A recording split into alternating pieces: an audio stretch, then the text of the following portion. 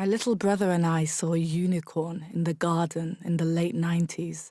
I'm telling you, neither one of us made it up. It was as real as anything else. Sometimes, when the world around us grew indistinct, when facts would blur into less certain truths and frightening things looked set to occur, the two of us could see clearly into the fourth dimension. You just heard Yrsa Daley-Ward reading from her book, The Terrible, a storyteller's memoir, which has just been translated into French as La Vie Précieuse, published by La Croisée. The poet, screenwriter and actress joins us today to tell us more about that. Yrsa, hi, welcome. Hello, thank you for having me. It's such a pleasure to be here. Well, it's great to have you in the studio. Well, now, I was intrigued to see that translation in French, La Vie Précieuse, is so different, so contrasting to The Terrible. At one point in the English version of the book, you write, the terrible comes like a bang in the night. They almost sound conflictual, those two ideas. How do you think they both reflect the mood of the book? I think that the beauty of translation is that the translator can go into the text and find meaning. Also, I guess using their cultural nuance that maybe can't happen in English in the same way. It is its own kind of poetry. So I was really excited to see that and to experience it. So it's something precious, the precious life came out of your work in that translation. Yeah, I think that it speaks to the general optimism of the book. And I like that. And also, because it's been a few years since I wrote the English version, you're a different self all the time. So with some hindsight, you see even more optimism in the text. So I think it's fitting. That's interesting. Now, this account does delve into your childhood and teenage years, which I think it would be fair to say are quite a troubled time for you and your family. Were you apprehensive about revisiting that, or was it maybe cathartic for you?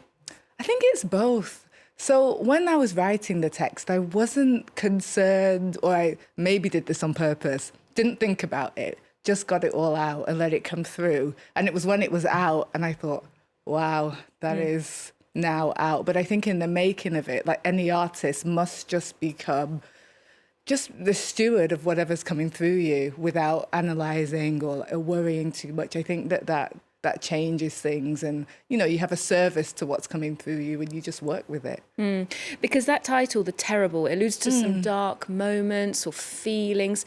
What prompted that for you? Well, I'm from the north of England, and we are tongue-in-cheek. We are, so it's a terrible, but not with all the weight of that. It's humorous too. It's something that is also travels with you, is also a sidekick, is also your friend, is also the thing that reminds you what you don't want to know. So when I say terrible, I don't only mean in the dark sense of the word, but the humour side of it as well. Okay, that's interesting.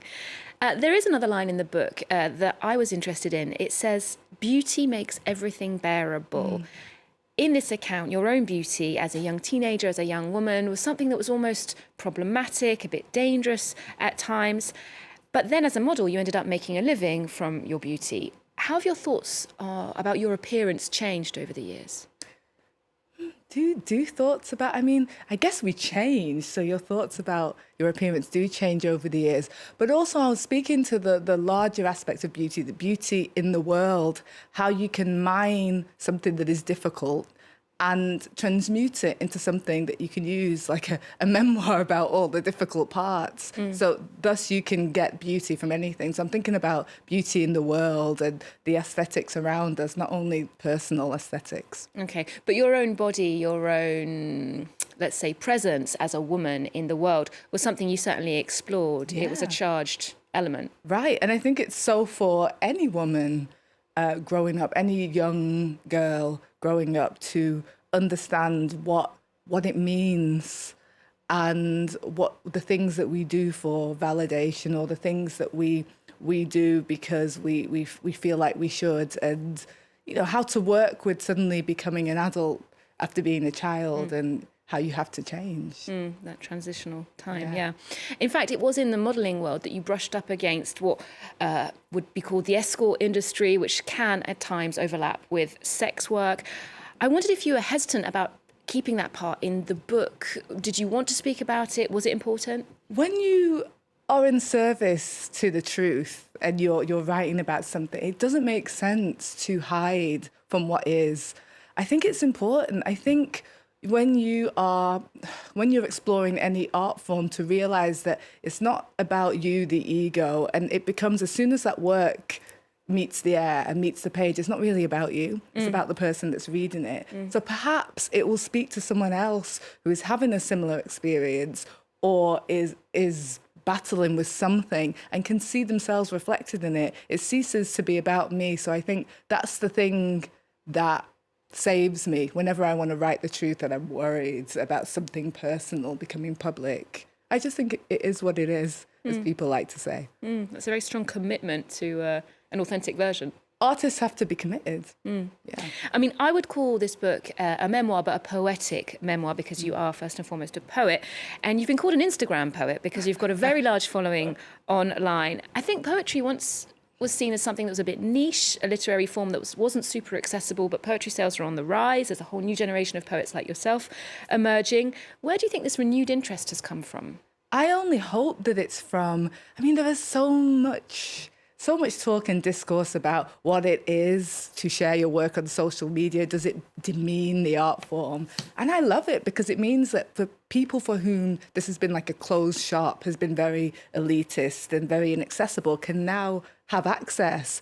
So I think it's fantastic. And I think that maybe that's the reason for the surge, just because more people are looking at it. Younger generations are looking at it. That's great. I'm happy to be a part of that. So it's finally visible, yeah. Even if I have to be called an Instagram poet, it's worth it. Okay, well, another one of your writing projects actually saw you team up with someone who we associate much more with song lyrics, and that's Beyonce. You worked with her on the Black is King visual album and musical. Eventually that was released on Disney+. What was that like? What did you take away from the experience? I took away from the experience, and I was thinking about this yesterday, because funnily enough, I don't often rethink about these experiences until after. Then it's a new experience and a new experience. But I thought, wow, isn't it amazing that the written word and storytelling can bring you to these places you thought you would never go. And it's lovely to have people that also want to express themselves in the written form see that. And maybe it will make somebody else think, oh, maybe I'll write a poem about that, because who knows what will happen. Beyonce is well known for her work ethic. Did you witness that? I did. And it's inspiring. It's any kind of commitment to what you're doing, like full commitment. I just think it's something to take away. So that, I learned some things there. Okay. It was wonderful. And of course, you have many strings to your bow, actress as well as a poet. You've appeared in that series, World on Fire, among other features. And I believe you play Grace Jones in an upcoming film about the friendship between Andy Warhol and Jean-Michel Basquiat.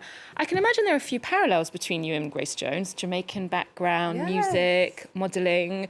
Was it easy to relate to parts of her story? Absolutely it is, because when you, even culturally, I think, I mean, everybody, of course, has their different story and background, but of course there are many things that knit us together culturally, just in terms of experience, how you might present yourself, and also coming from a very Christian background. And even going to church and seeing the preachers, that sort of feeds into how you would go on to perform a poem, I think, or a song. So I think, yes, there are parallels. She's definitely an iconic figure. Oh, wow. And speaking of acting and film, do you see for the moment that these two worlds, writing, acting, are complementary for you? Do you want to pursue one more than the other? I just love that life has so many different spaces to go into. And I remember the artists of old, they used to do so many things because one informs the other. It's all storytelling, isn't it? So I think having variety in what you do makes it extremely rich. Okay, so no pigeonholing for you. No. Okay. Definitely not. Well, finally, we asked you what was on your cultural radar, and you pointed us in the direction of the recent album from Andre 3000, who was best known as a rapper in Outkast about 20 years ago. But this record, New Blue Sun, was a bit unexpected in terms of its sound. What did you like about it? I just love the direction of Andre 3000 and how, even if something is expected of you, to keep churning out the same thing. You're not the same thing. We're constantly changing. So just the bravery to do something different is very alluring to me, very appealing, how we can can just keep finding new versions of ourselves. Definitely the shift from rap to flute. Wonderful. Yrsa, thank you so much for joining us today. Thank you for and thanks for having the me. tips.